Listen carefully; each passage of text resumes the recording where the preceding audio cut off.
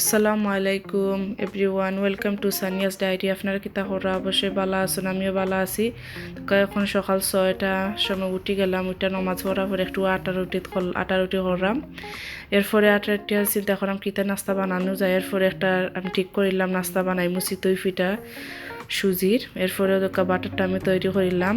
এখনকে আমি দোকার নাস্তাটা আমি রেডি করে লিছি। আমি একটা আপনারা চা বা ঘির সাথেও আপনারা খাইতে পারবা বা কোনো কারির সাথেও খাইতে পারবা, খুবই ভালো লাগে।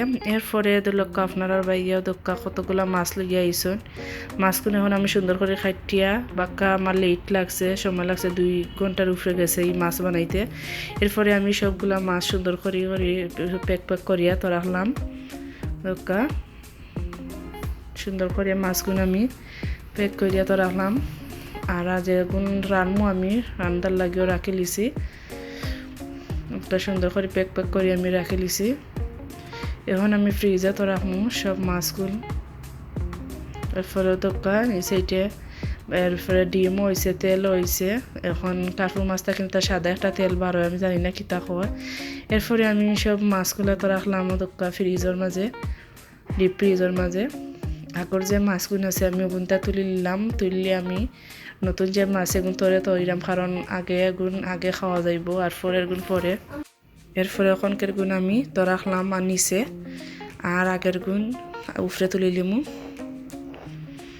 দোকা এক এক করে আমি সব মাছগুন তো রাখলাম, কারণ মাছ এখানেও আনানির বালা, কারণ কদিন যায় কি এর কারণে।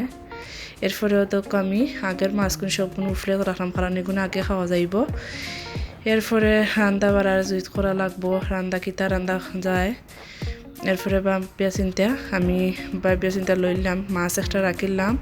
এই মাছটা দিয়ে আমি বাজি করে লিমু আর তেলটা বিরান করে লিমু।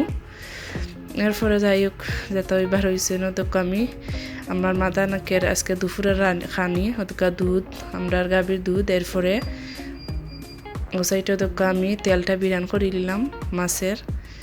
এরপরে ওতকা ও সাইডে আছে আমার মাছ বিরান, মানে মাছ ভাজি যেটা। এর আগের দিনের কারিও আমার রয়েছে, ওদেরকে এটা মাছের বোনা। এরপরে একটা হয়েছে গিয়া পুঁই শাকের কারি, এখন আমার আগের আছে। এই ছিল আজকে দুপুরের খাবার। এদিকে আমার ভাত হয়ে গেছে।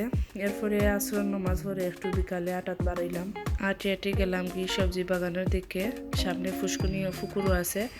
এরপরে দেখিলাম বাগানের মধ্যে কিতা আছে বা দেখতেও সুন্দর লাগে, আমার খুব সুন্দর লাগে সবজির বাগান। এরপরে আটি দেখলাম যে কিলা টমেটো আমরা উড়ি আছে, এরপরে লাউ আছে, এরপরে মিষ্টি লাউ আছে, এরপরে একটা শশার গাছও আছে। ওসাইয়া দেখলাম একটা শশা বাক্কা একটু বড় হয়ে গেছেন, ও হইতে তাইন্ডেও আনিলাই। এরপরে দোকা খুব সুন্দরী শশাটা, দেশি নিজের ফল আনে জিনিস খুবই ভালো লাগে। আর আমার চ্যানেলটি লাইক ও শেয়ার ও সাবস্ক্রাইব করে পাশে থাকবেন।